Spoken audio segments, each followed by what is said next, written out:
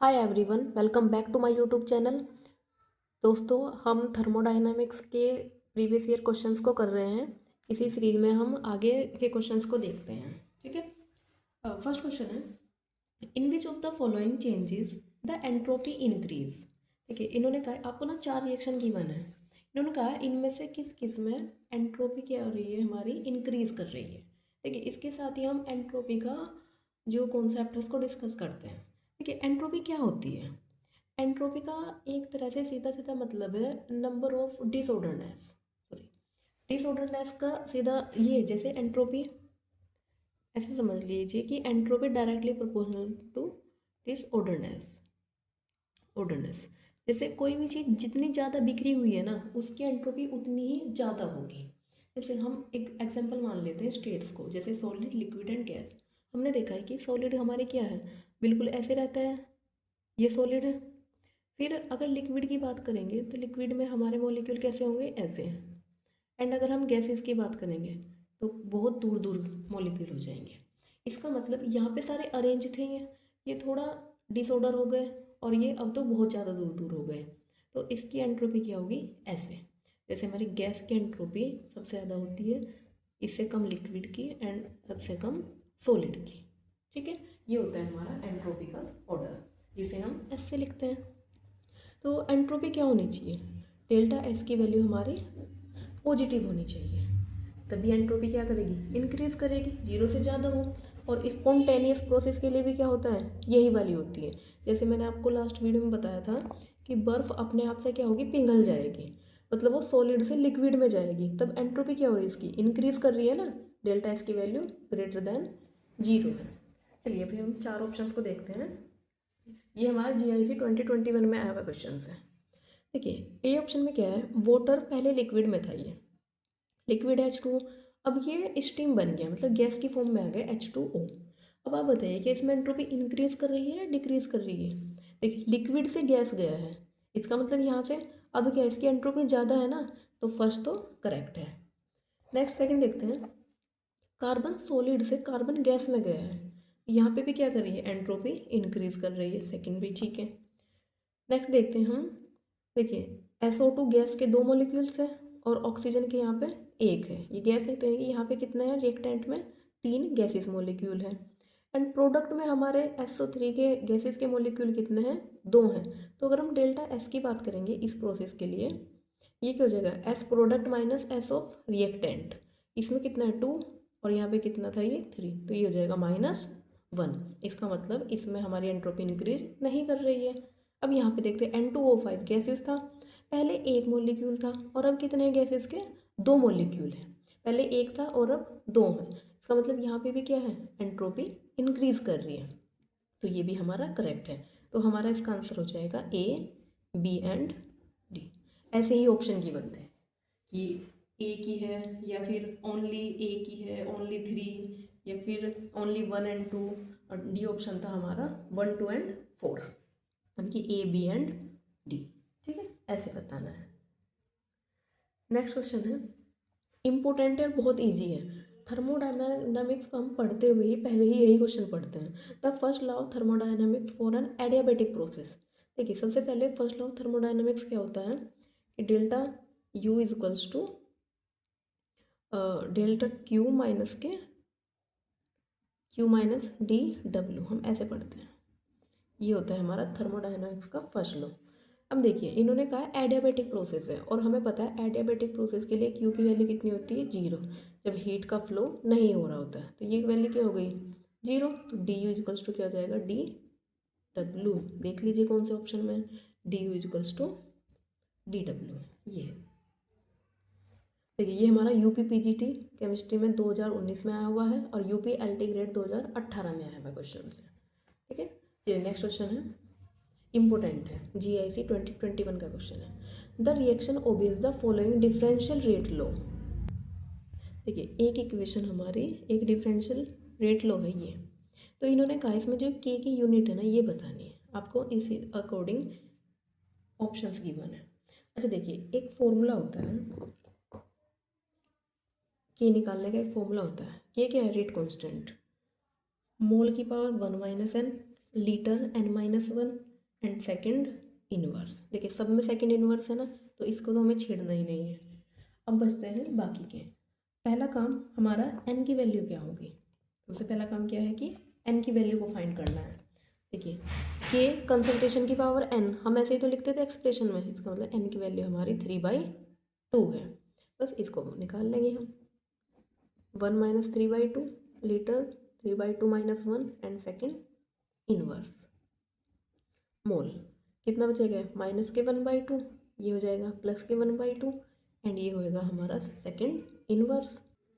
अब देखिए हमारा ऑप्शन में हमारे मोल में तो ऐसा नहीं है, मोल डेसीमीटर क्यूब ये सब है। देखिए हमें पता है 1 लीटर इक्वल 1 डेसीमीटर क्यूब होता है, ये होता है। तो बस इस लीटर की जगह क्या आएगा, ये होगा decimetre cube 1/2 and mole -1/2 and second inverse.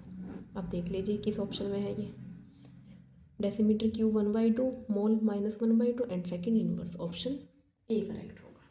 ठीक है, समझ में आ गया होगा आपको ये। नहीं तो आप थोड़ा सा ना आराम से वीडियो को पॉज करके वापस से देखिएगा, इजी है, समझ आ जाएगा। सिर्फ ये फॉर्मूला ध्यान रखना है। अच्छा ये फॉर्मूला ना वैसे भी बहुत इंपॉर्टेंट है। कभी कभी आपको काइनेटिक्स में क्या करेंगे, एक इक्वेशन दे देंगे और आपको यूनिट पूछ लेंगे वो, तो बस। या फिर आपको क्या करेंगे, एक इक्वेशन देके पूछेंगे कि ये किस ऑर्डर की रिएक्शन है, फर्स्ट ऑर्डर है या फिर सेकंड ऑर्डर है, तो वो भी आपको क्या करना होगा, यूनिट से पहचानना होगा। ठीक है, चलिए नेक्स्ट क्वेश्चन देखते हैं हम। देखिए ये है नेक्स्ट क्वेश्चन, ये फिर से हमारा थर्मोडायनामिक्स स्क्वायर पे है, ये भी GIC 2021 में आया है। अच्छा देखिए इन्होंने मैचिंग करनी है, internal energy, enthalpy, Helmholtz function and give a function, ये गिवन है।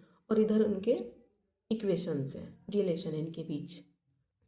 देखिए इंटरनल एनर्जी हमको क्या लिखते हैं, DU, enthalpy DH, Helmholtz function हमारा क्या था ये, देखिए गिव फंक्शन है डेल्टा G और हेल्महोल्ट्ज़ था डेल्टा A, ये है। अब इनसे बताना है, थर्मोडायनामिक स्क्वायर में हमें चारों ऑप्शंस याद है, तो बस हम ये देख लेंगे कौन सा फंक्शन किससे बना है। देखिए Satya Prakash, very tired, hey god, A U. देखिए बार बार आपको लिख के देखनी है तभी याद होगी ये। DU equals to TDS minus PDV, DA equals to minus PDV minus SDT and DG equal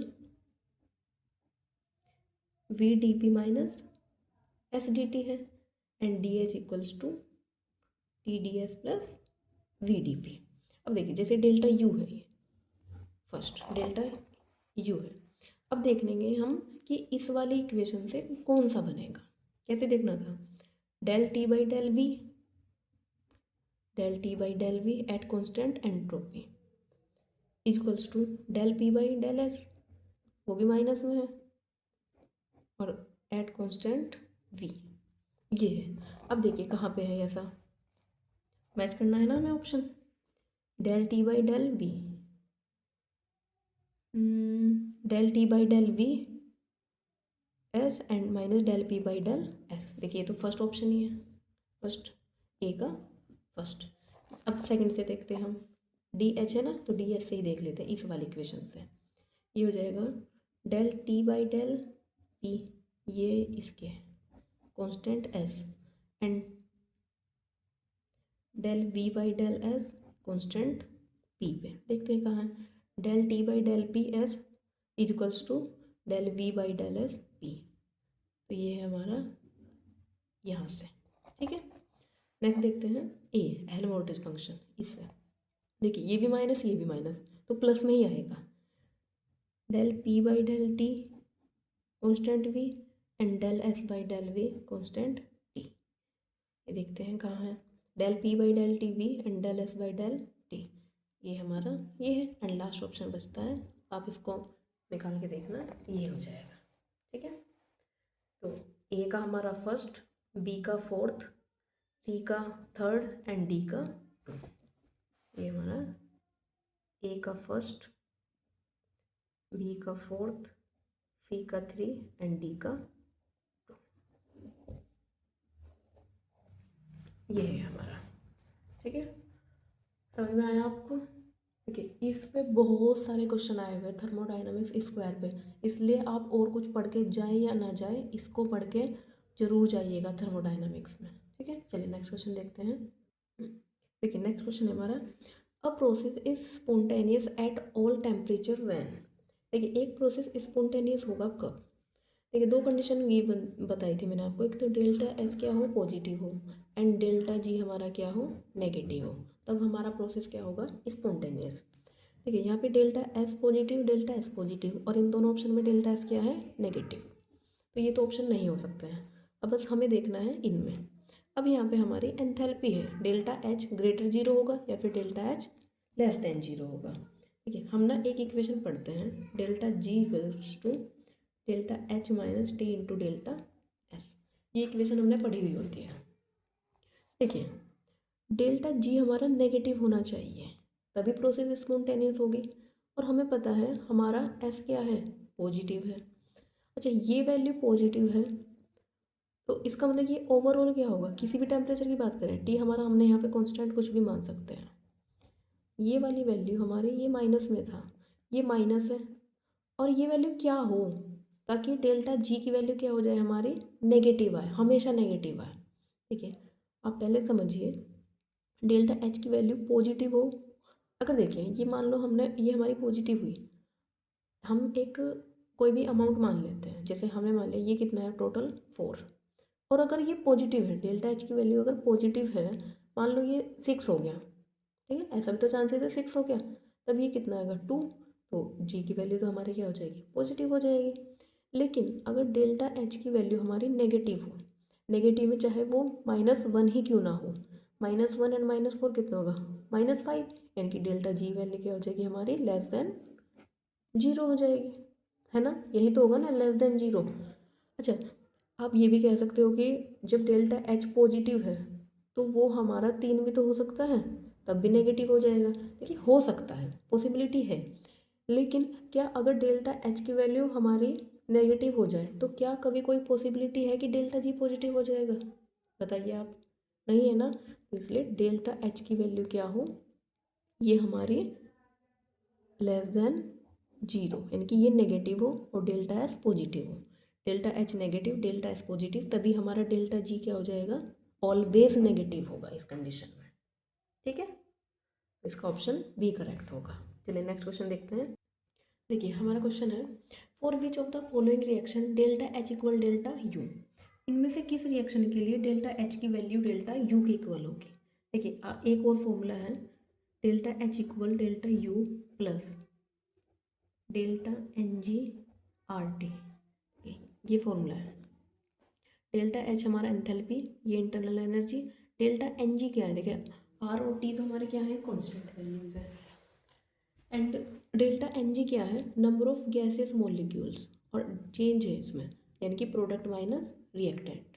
अब देखिए इन्होंने ना क्वेश्चन में ये नहीं गिवन था कि ये गैसेस मॉलिक्यूल कौन सा है, कहीं पे भी गैसेस मॉलिक्यूल नहीं था।